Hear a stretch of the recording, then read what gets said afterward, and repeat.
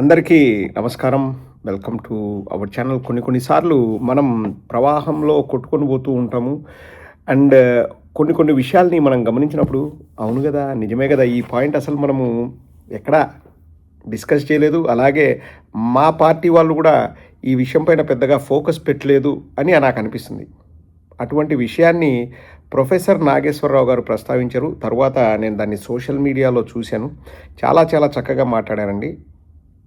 దయచేసి ఒక విషయాన్ని ఇక్కడ డిస్క్లైమర్గా చెప్పదలుచుకున్నాను. ఈ విషయం నేను చెప్పిన తర్వాత ప్రొఫెసర్ నాగేశ్వరరావు గారి వీడియో చూపించిన తర్వాత దయచేసి ఆయన తిట్టకండిరా. జనసేన తెలుగుదేశం వాళ్ళకే చెప్తున్నాను, దయచేసి తిట్టకండి. ఆయన వాస్తవమే మాట్లాడాడు, ఎక్కడ కూడా అబద్ధాలు మాట్లాడట్లేదు.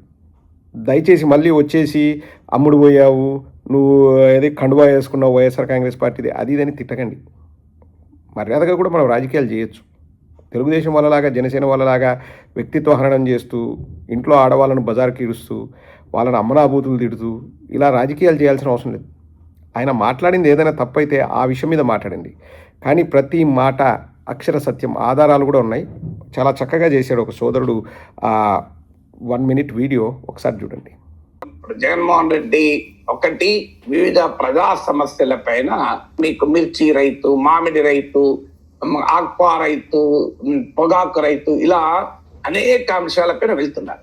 ఇక్కడ కూటమి ప్రభుత్వం కూడా ఏం చేస్తుందంటే, మీరు కావాలంటే పేపర్లు చూడండి. ఇవాళ మిర్చి యార్డుకు వెళ్ళిన జగన్, తెల్లారి మిర్చి రైతులు ఆదుకోండి కేంద్రానికి చంద్రబాబు లేక. మీరు చూడండి, కావాలంటే వరుస పెట్టి మామిడి రైతుల దగ్గరికి వెళ్ళిన జగన్ అని వాళ్ళ వార్త వస్తుంది. రేపు వార్త వస్తుంది, మామిడి రైతుల్ని ఆదుకోండి కేంద్రానికి చంద్రబాబు లేక. లేటెస్ట్ గా మీకు పొగాకు రైతుల విషయంలో కూడా సిమిలర్, ఆక్వా రైతుల విషయంలో కూడా సిమిలర్ చూడండి. అంటే జగన్మోహన్ రెడ్డి వెళ్ళిన వెంటనే ప్రభుత్వం స్పందిస్తోంది అని. తర్వాత అది తన పార్టీ నాయకులకు పరామర్శ, అది ఓ అంబటి రాంబాబుకు పరామర్శ, సిదిర అప్పలరాజుకు పరామర్శ, ఇలా నిరంతరం పరామర్శ యాత్రలు వెళ్తూ ఉంటారు.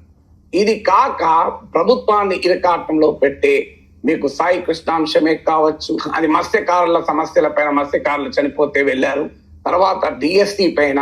సో ఇలా నిరంతరం ప్రభుత్వాన్ని ఎక్స్పోజ్ చేస్తూ, ప్రభుత్వాన్ని నిలదీస్తూ, ప్రభుత్వాన్ని ఎంబరాస్మెంట్ లోకి నెడుతూ, ప్రభుత్వ వ్యతిరేకతను ఉపయోగించుకొని అసంతృప్తుల్ని సమీకరించుకోవడానికి జగన్మోహన్ రెడ్డి కంటిన్యూస్ యాక్టివిటీ చేస్తున్నారు. అది ఏదైనా జనం మాత్రం కనబడుతున్నారు. ఇటీవల ఉత్తరాంధ్ర పర్యటనప్పుడు కూడా చూసాం మనం, జనం భారీ ఎత్తున కనబడుతున్నారు. వీటి కల్మినేషన్ గా ఏమవుతుంది అంటే మీకు పాదయాత్ర మొదలవుతుంది. కూటమిలో ఇటీవల ఆంధ్రజ్యోతిలో కథనం వచ్చింది, ఇన్సైడ్ అని. ఏపీ కూటమి ప్రభుత్వం తీరు మేడి పండును తలపిస్తోందనే భావన 3 పార్టీల నేతల్లో ఉందనే మాట వినిపిస్తోంది. ఎన్డీఏ కోఆర్డినేషన్ కమిటీ మీటింగ్ లో ఇలాంటి అంశాలే చర్చకొచ్చాయంటే ఎక్కడో తేడా కొడుతుందనే విషయం అర్థమవుతోంది. ఫ్యాన్ పార్టీ దూకుడుకు కళ్ళం వేయకపోతే కష్టమేనన్న టెన్షన్ కూటమి నేతల్లో కనిపిస్తోంది. సో ఎప్పుడైతే ఈ పరిస్థితి వస్తుందో, ఒకవైపు జగన్మోహన్ రెడ్డి యాత్రా పాలిటిక్స్ ఉధృతంగా చేస్తుంటాడు, మరోవైపు ప్రజల్లో వైసీపీ పుంజుకుంటోంది అని అస్మదీయులనే విశ్లేషణ చేస్తూ ఉంటారు. మీకు పార్టీ సమన్వయ కమిటీలోనే అలాంటి అభిప్రాయం వ్యక్తమైందని ఏబిఎల్లో రాశారు కనుక మనం నమ్మకుండా ఉండటానికి ఆస్కారమే లేదు. ఏది కూడా అండి ప్రొఫెసర్ నాగేశ్వరరావు గారు చెప్పింది అబద్ధాలు కాదు, అక్షర సత్యాలు, వాస్తవాలు. జనాలు వస్తున్నారు, అంటారు. మా వంగలపూడి అనితమ్మ ఏం మాట్లాడుతుంది? వంగలపూడి అనితమ్మ మొన్న ఒకరోజు మాట్లాడుతూ అసలు అక్వా రైతులను, లేకపోతే పొగాకు రైతులను, లేకపోతే ఇంకొక రైతులను పరామర్శించడానికి జగన్మోహన్ రెడ్డి గారు వెళ్తే ఎన్ని ప్రాజెక్టులు వస్తున్నాయి, ఎన్ని ఇన్వెస్ట్మెంట్లు వస్తున్నాయి, ఎన్ని ఉద్యోగాలు వస్తున్నాయని మాట్లాడుతుంది అనితమ్మ. ఇంకా ఆమెకు తలకాయలో బుర్రలో గుజ్జుందో లేదో నాకు అర్థం కాదు, కానీ ఏమి వస్తుందో అర్థమవుతుందా అనితమ్మ? నీకు స్పందన వస్తుంది. నెక్స్ట్ రోజే ఆగమేఘాల మీద చంద్రబాబు నాయుడు లేఖలు రాస్తున్నారు రైతులకు మంచి జరగాలని. మా జగన్మోహన్ రెడ్డి గారు చేసే యాత్ర వల్ల మంచి జరుగుతుందా లేదా మొన్న అడిగింది ఆమె. ఎంత తెలివితేటలు ఉన్నాయంటే ఆమెకి. మేము నిరసన కార్యక్రమాలు చేయడానికి పోతే ఉద్యోగాలు వస్తున్నాయా, ప్రాజెక్టులు వస్తున్నాయా, ఇండస్ట్రీలు వస్తున్నాయా అని అడుగుతుంది. ఒకటి మాత్రం వస్తుంది, మీ వెన్నులో వణుకు, అది మాత్రం వస్తుంది అనితమ్మ. గుర్తుపెట్టుకోండి, మీ తెలుగుదేశం పార్టీ వెన్నులో వణుకు వస్తుంది జగన్మోహన్ రెడ్డి గారు పర్యటనకు వెళ్తే. ఎంతటి దౌర్భాగ్యం అంటే అండి, జగన్మోహన్ రెడ్డి గారి పర్యటనలు ఆపాలని ఏ విధంగా ట్రై చేస్తున్నారంటే అక్కడికి పోయి ఇంకా రేపు కూడా చూడండి, రేపు జగన్మోహన్ రెడ్డి గారు కర్నూలు వెళ్తున్నారు. ఏదోటి ఎవరి మీద ఒకరి మీద కేసులు పెడతారు చూడండి. మళ్ళీ మొన్న దేవరపల్లి పోయినప్పుడు ఒకరిపైన కేసు పెట్టారు, లేడీ ఎస్ఐని ఏదో టచ్ చేశారు, ఏదో చేశారు అని. ఇంకా అన్నీ అబద్ధాలు. నెల్లూరులో ఒక పాట తెలుగుదేశం గోవింద అని పాడితే అసలు హిందుత్వాన్ని అవమానించినట్లుంట. కోడిగుడ్డు పైన ఈకలు పీకడం అంటే ఇది చాలా చక్కగా చెప్పారు. ప్రొఫెసర్ నాగేశ్వర్ గారిని అప్రిషియేట్ చేస్తున్న ఈ విషయంలో మాత్రం. అంటే ఎవరు కూడా దీన్ని గమనించలేదు, మా పార్టీ వాళ్ళు కూడా దీన్ని నోటీస్ చేయలేదు. అంటే వాళ్ళ దృష్టిలో ఉంటుంది కానీ అన్నీ ఒక చోటికి ఇలా వచ్చి మాట్లాడాలి అని ప్రజలకు కూడా ఇట్లా మాట్లాడితే క్లియర్గా అర్థమవుతుంది. ఇప్పుడు మళ్ళీ నేను ఒకటే చెప్తున్నా, ఈ జనసేన వాళ్ళని తెలుగుదేశం వాళ్ళని ఆయన విశ్లేషణ చేస్తున్నట్టు తిట్టగనరా. నా మటుకు నేనండి ఇంతవరకు జర్నలిస్ట్, నిజమైన జర్నలిస్ట్ని బొగడగాలను వదిలేసేయండి, నిజమైన జర్నలిస్టులని వాళ్ళు మమ్మల్ని విమర్శించిన, మా పార్టీ గురించి సరిగా మాట్లాడకపోయినా నేను ఏ రోజు కూడా వాళ్ళని విమర్శ చేయలేదు. ఎందుకంటే వాళ్ళు వాళ్ళ అభిప్రాయాలను చెప్తున్నారు, మేమంతా కరెక్ట్ అని మేము ఎక్కడ చెప్పం. There is scope for improvement for every single individual in this world. ప్రతి ఒక్కరికి వాళ్ళు ఇంప్రూవ్ చేసుకునేకే ఆస్కారం ఉంటుంది. రేపు తన వృత్తిలో రిటైర్డ్ అవుతున్న ఒక ప్రొఫెసర్కి కూడా కొత్త విషయం తెలుసుకునే ఆస్కారం ఉంటుంది. Because we keep evolving. మనం అన్నీ కరెక్ట్ చేయాలని లేదు, మనం చేసేదంతా కరెక్ట్ అని ఎక్కడ ఫీల్ అవ్వాల్సిన అవసరం లేదు.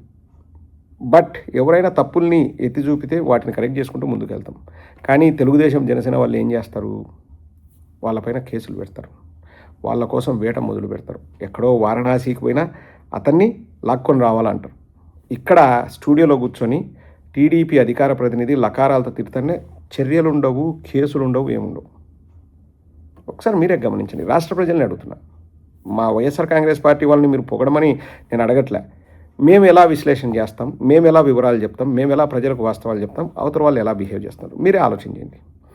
నేను ఇప్పటివరకు అండి 5.5 సంవత్సరాల నుంచి నేను సోషల్ మీడియాలో నేను ఏం చెప్తున్నా అంటే అవతల వాడు చేసింది తప్పు అని చెప్తున్నా కానీ వాడు తప్పుడునాయాలు, వాడు దొంగనాయాలు, వాడు వేస్ట్గాడు ఇట్లా నేను ఏ రోజు కూడా మాట్లాడలేదు.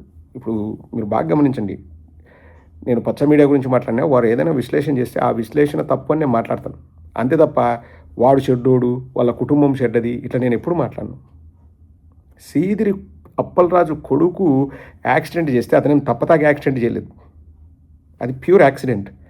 దాన్ని ఎంతగా రచ్చ చేసి సీదిరి అప్పలరాజు గారంట వచ్చి వాళ్ళ కొడుకుని తీసుకెళ్ళాడు కానీ చావు బతుకుల మధ్యలో ఉన్న ఆ వ్యక్తిని అసలు పట్టించుకోలేదంట. అది ఎంతటి బూత్ అంటే అండి, తెలుగుదేశం వాళ్ళు చేసిన నేను మాత్రం అంటే అటువంటి అభియోగాలు నేను మోపను. తెలుగుదేశం వాళ్ళ యాక్సిడెంట్ అయినా మనం ఫస్ట్ మనుషులం అండి, పార్టీల తర్వాత. కానీ వాళ్ళు ఎట్లా చేస్తారంటే వైఎస్ఆర్ కాంగ్రెస్ పార్టీకి ఎవరు సపోర్ట్ చేసినా వ్యక్తిత్వ హననం చేయడము. ఇప్పుడు సీదిరి అప్పలరాజు గారి వ్యక్తిత్వ హననమే అది. ఆయన డాక్టర్ అయ్యండి, ఒకరికి ఎవరైనా ఇబ్బంది ఉంటే అంబులెన్స్ని పిలిపించి ఎన్ని చేస్తారు కానీ వదిలేసిపోయినారు. ఎందుకండి ఆ మాటలు? అది జర్నలిజమా? డాక్టర్ సుధాకర్ని చంపింది వాళ్ళే అండి. మాస్కులు లేవంటే ఎన్నో ప్లేసుల్లో మాస్కుల కొరత లేకపోతే ఎక్విప్మెంట్ కొరత ఉండింది కోవిడ్లో. ఆ వ్యక్తిని దాన్ని తిప్పి అతను మానసికంగా రోగి అయ్యేలాగా చేసి ఒకరోజు తాగి బయటకు వచ్చేసి నరేంద్ర మోడీ గారిని, జగన్మోహన్ రెడ్డి గారిని అమ్మనా బూతులు తిట్టి చొక్కా విప్పేసి లారీకి ఎదురుగా వెళ్తుంటే పోలీసులు అక్కడ కోవిడ్ టైంలో పోకురా నాయనా నువ్వు చచ్చిపోతావు అని చెప్పేసి అతను ఫుల్గా తాగి ఉన్నాడు, అమ్మనా బూతులు తిట్టాడు, ఆ వీడియోలన్నీ ఉన్నాయి. చేతులు వెనక్కి కట్టేస్తే దళిత డాక్టర్ సుధాకర్ కాదు, దళిత డాక్టర్ సుధాకర్ని ఇలా చేశారని మానసికంగా అతన్ని పిచ్చోని చేసింది ఎవరు? పీల్చి పిప్పి చేసి తొక్కను బయటకు వదులుతారు. అది వాళ్ళ పచ్చ మీడియా చేసేది. డాక్టర్ సుధాకర్ మీద ప్రేమతోనా? కాదు, దాన్ని వాడుకుందాం.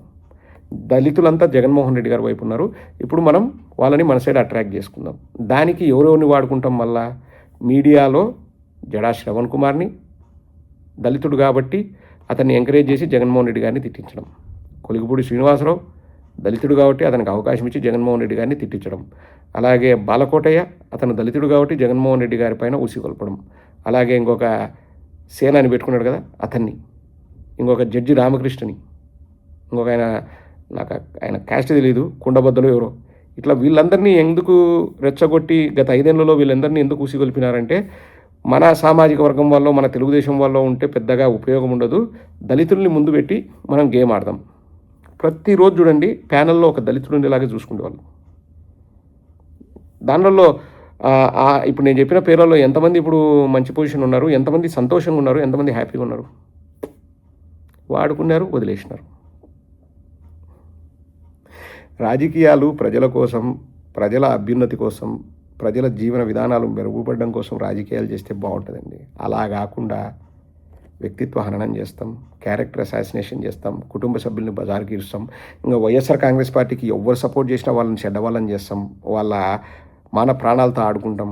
ఎంతవరకు కరెక్ట్ అండి? నా జీవిత చరిత్రలో అండి ఇది చెప్పి నేను ముగిస్తాను. ఇన్ని రోజులుగా నేను రాజకీయాలు చూస్తున్నాను కదా, నా రాజకీయ అనుభవంలో ఏ ఒక్కరోజు కూడా ఒక వ్యక్తి బయటికి వచ్చేసి నా వల్లే ఒకరు బాత్రూంలో కాలు జారిపడ్డారు, నా వల్లే ఒకరికి గుందుపోతు వచ్చింది, నా వల్లే ఒకరి నల్ల జుట్టు తెల్ల జుట్టు అయిందని చెప్పి మాట్లాడిన రాజకీయ నాయకుడిని నా జీవితంలో నేను చూడలేదండి. అతను రాజకీయ నాయకుడు కాదు, అతను చేసేది రాజకీయము పరిపాలన కాదు, సునకానందం పొందుతున్నాడు. నెక్స్ట్ జనరేషన్ పిల్లలు ఎవరైనా రాజకీయాల్లోకి రావాలనుకునే వాళ్ళు చెప్తున్నా, ఇటువంటి చిల్లర మాటలు మాట్లాడే వాళ్ళని మీరు ఫాలో అవ్వకండి. చాలా చాలా డేంజర్. నేను నా జీవితంలో ఏ రాజకీయ నాయకుడు మాట్లాడగా నేను చూడలేదండి. ఉత్తర కుమారుడి ప్రగర్భాలు పలుకుతూ నేను ఒకరికి గుందుపోతు తెప్పించినా, ఒకరిని కాలు జారిపడేలాగా చేసినా, ఒకరిని నల్లజుట్టు తెల్లజుట్టు అయ్యేలాగా చేసినా అని చెప్పేసి సునకానందం పొందే వ్యక్తిని నేను నా జీవితంలో చూడలేదు. ఇంకా భాష గురించి ఎంత తక్కువ మాట్లాడితే మంచిదండి, అంత మంచిదండి. ఇంకా ముండల్ని మింగడానికి లండన్ పోయినాడని మాట్లాడుతూ వీళ్ళ రాజకీయ నాయకులండి. అసహ్యం వేస్తుంది అటువంటి వాళ్ళని చూస్తే, అసహ్యం వేస్తుంది. నెక్స్ట్ జనరేషన్ పిల్లలకి ఏం చెప్పాలనుకున్నారు వాళ్ళు?